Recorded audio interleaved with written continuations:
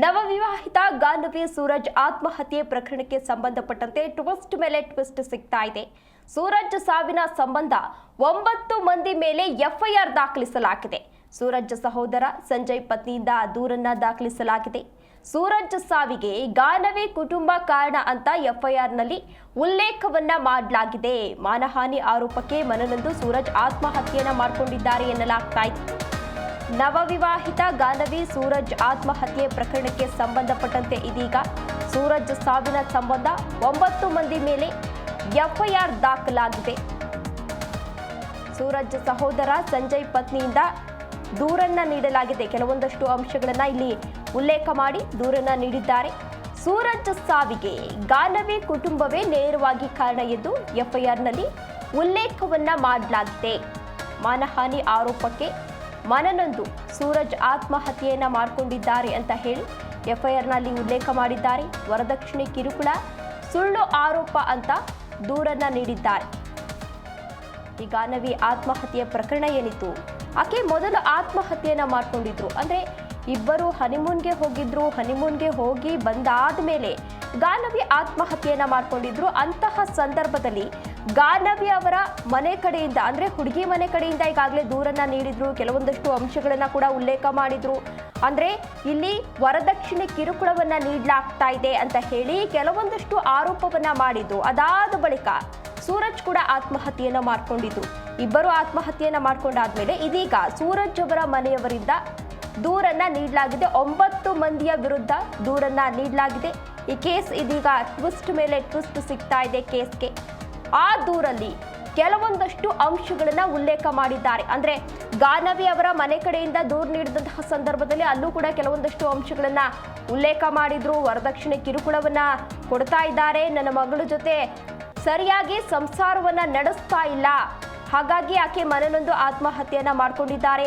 ಅತ್ತೆ ಮಾವ ಏನಿದ್ರು ಅವರು ಕೂಡ ಆಕೆಗೆ ಸಾಕಷ್ಟು ಹಿಂಸೆಯನ್ನ ನೀಡ್ತಾ ಇದ್ರು ಅಂತ ಹೇಳಿ ಕೆಲವೊಂದಷ್ಟು ದೂರನ್ನ ನೀಡಿದ್ರು. ದೂರಿನಲ್ಲಿ ಕೆಲವೊಂದಷ್ಟು ಅಂಶಗಳನ್ನ ಕೂಡ ಉಲ್ಲೇಖ ಮಾಡಿದ್ರು. ಅದಾದ ಬಳಿಕ ಇದೀಗ ಗಾನವಿ ಅವರ ಮನೆಯವರ ಮೇಲೆ ಇದೀಗ ಸೂರಜ್ ಅವರ ಮನೆಯವರಿಂದ ದೂರನ್ನ ಸಲ್ಲಿಸಲಾಗಿದೆ. 9 ಜನರ ವಿರುದ್ಧ ಪ್ರಕರಣವನ್ನ ದಾಖಲಿಸಲಾಗಿದೆ. ಆ ದೂರಿನಲ್ಲಿ ಕೆಲವೊಂದಷ್ಟು ಅಂಶಗಳನ್ನ ಉಲ್ಲೇಖ ಮಾಡಲಾಗಿದೆ. ಇವರ ಸಾವಿಗೆ ಅಂದ್ರೆ ಸೂರಜ್ ಅವರ ಸಾವಿಗೆ ಗಾನವಿಯವರ ಕುಟುಂಬ ಏನಿದೆ ಅವರೇ ನೇರವಾಗಿ ಹೊಣೆಯಾಗಿದ್ದಾರೆ, ಮಾನಹಾನಿಯನ್ನ ಮಾಡಿದ್ದಾರೆ. ಹಾಗಾಗಿ ಸೂರಜ್ ಮನನೊಂದು ಆತ್ಮಹತ್ಯೆಯನ್ನ ಮಾಡಿಕೊಂಡಿದ್ದಾರೆ ಅಂತ ದೂರನ್ನ ನೀಡಿದ್ದಾರೆ.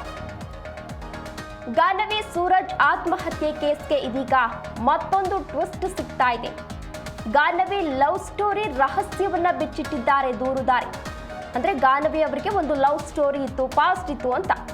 ಗಾನವಿ ಹರ್ಷ ಎಂಬ ಹುಡುಗನನ್ನ ಪ್ರೀತಿ ಮಾಡ್ತಾ ಇದ್ಲು.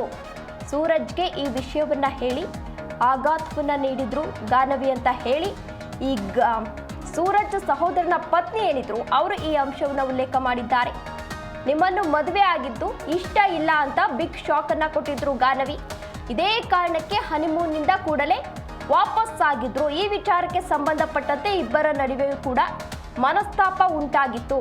ಈ ವಿಚಾರ ಗಾನವಿ ಮನೆಯವರಿಗೆ ಸೂರಜ್ ಕೂಡ ತಿಳಿಸಿದ್ರು ಅಂತ ಹೇಳಿ ಎಫ್ಐಆರ್ನಲ್ಲಿ ಉಲ್ಲೇಖ ಮಾಡಿದ್ದಾರೆ. ಡಿಸೆಂಬರ್ 24ರಂದು ಗಾನವಿ ಆತ್ಮಹತ್ಯೆಗೆ ಯತ್ನಿಸಿದ್ರು. ಈ ಎಲ್ಲ ಅಂಶಗಳನ್ನ ದೂರಿನಲ್ಲಿ ಈ ಸೂರಜ್ ಅವರ ಸಹೋದರನ ಪತ್ನಿ ಏನಿದ್ರು ಅವರು ಈ ಎಲ್ಲ ಅಂಶಗಳನ್ನ ಉಲ್ಲೇಖ ಮಾಡಿದ್ರು. ಅಂದ್ರೆ ಈ ಗಾನವಿ ಏನಿದ್ದಾರೆ ಅವರಿಗೆ ಒಂದು ಪಾಸ್ಟ್ ಇತ್ತು. ಆ ಪಾಸ್ಟ್ ವಿಚಾರ ಏನಿದ್ರು ಅಂದ್ರೆ ಹರ್ಷ ಎನ್ನುವ ಹುಡುಗನನ್ನ ಅವರು ಲವ್ ಮಾಡ್ತಾ ಇದ್ರು. ಲವ್ ಮಾಡ್ತಿದ್ದಂತಹ ಸಂದರ್ಭದಲ್ಲಿ ಮನೇಲಿ ಒಪ್ಪಿರ್ಲಿಲ್ವೋ ಏನೋ ಗೊತ್ತಿಲ್ಲ. ಹಾಗಾಗಿ ಅವರನ್ನ ಮದುವೆ ಆಗ್ಲಿಕ್ಕೆ ಸಾಧ್ಯ ಆಗಿಲ್ಲ. ಈ ಸೂರಜ್ ಗಾನವಿ ಇಬ್ರು ಕೂಡ ಹನಿಮೂನ್ಗೆ ಹೋದಂತಹ ಸಂದರ್ಭದಲ್ಲಿ ಆಕೆ ಆ ಲವ್ ವಿಚಾರವನ್ನ ಪ್ರಸ್ತಾಪ ಮಾಡಿದ್ದಾರೆ. ಅದಾದ ಬಳಿಕ ಅವರಿಬ್ರು ಕೂಡ ಹನಿಮೂನಿಂದ ವಾಪಸ್ ಆಗಿದ್ದಾರೆ. ಅವರ ಫ್ಯಾಮಿಲಿಯವ್ರಿಗೂ ಕೂಡ ಗೊತ್ತಿತ್ತು, ಗಾನವಿ ಅವರ ಫ್ಯಾಮಿಲಿಯವ್ರಿಗೂ ಕೂಡ ಗೊತ್ತಿತ್ತು. ಹಾಗಾಗಿ ಅವಳು ಆತ್ಮಹತ್ಯೆಯನ್ನ ಮಾಡ್ಕೊಂಡಿದ್ದಾರೆ. ಇಲ್ಲಿ ಸೂರಜ್ದ ಏನು ತಪ್ಪಿಲ್ಲ ಅಂತ ಹೇಳಿ ಸೂರಜ್ ಅವರ ಸಹೋದರನ ಪತ್ನಿ ಏನಿದ್ದಾರೆ ಅವರು ಈ ಎಲ್ಲ ವಿಚಾರಗಳನ್ನ ಇದೀಗ ಉಲ್ಲೇಖ ಮಾಡಿದ್ದಾರೆ.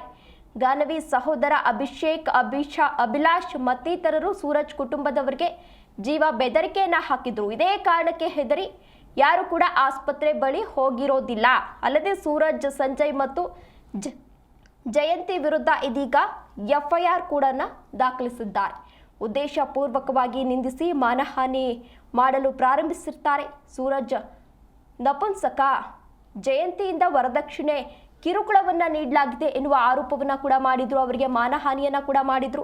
ಹಾಗಾಗಿ ಅವರು ಮನನೊಂದು ಆತ್ಮಹತ್ಯೆಯನ್ನ ಮಾಡಿಕೊಂಡಿದ್ದಾರೆ ಅಂತ ಹೇಳಿ ಸೂರಜ್ ಅವರ ಫ್ಯಾಮಿಲಿಯಿಂದ ಗಾನವಿ ಅವರ ಫ್ಯಾಮಿಲಿಯವರ ವಿರುದ್ಧ ಒಂದು ದೂರನ್ನ ದಾಖಲಿಸಿದ್ದಾರೆ. ಅಲ್ಲಿ ಕೆಲವೊಂದಷ್ಟು ಅಂಶಗಳನ್ನ ಕೂಡ ಉಲ್ಲೇಖವನ್ನ ಮಾಡಿದ್ದಾರೆ. ಅವರು ಯಾವುದೇ ರೀತಿ ವರದಕ್ಷಿಣೆ ಕಿರುಕುಳವನ್ನ ನೀಡಿಲ್ಲ, ಅವರ ಲವ್ ವಿಚಾರವನ್ನ ಪ್ರಸ್ತಾಪ ಮಾಡಿದ್ರು. ಆದ್ರಿಂದ ಅವರು ಹನಿಮೂನ್ನಿಂದ ವಾಪಸ್ ಬಂದಿದ್ರು ಅಷ್ಟೇ. ಅದಾದ ಬಳಿಕ ಆಕೆ ಸೂಸೈಡ್ ಮಾಡ್ಕೊಂಡಾದ ಮೇಲೆ ಸೂರಜ್ ವಿರುದ್ಧ ಬಾಯಿಗೆ ಬಂದ ಹಾಗೆ ಮಾತನಾಡಿದ್ರು, ಏನೇನೋ ವಿಚಾರವನ್ನ ಪ್ರಸ್ತಾಪ ಮಾಡಿದ್ರು, ಮಾನಹಾನಿಯನ್ನ ಕೂಡ ಮಾಡಿದ್ರು. ಹಾಗಾಗಿ ಆತ ಸೂಸೈಡನ್ನು ಮಾಡ್ಕೊಂಡಿದ್ದಾರೆ ಅಂತ ಹೇಳಿ ಸೂರಜ್ ಅವರ ಸಹೋದರನ ಪತ್ನಿ ದೂರನ್ನ ನೀಡಿದ್ದಾರೆ.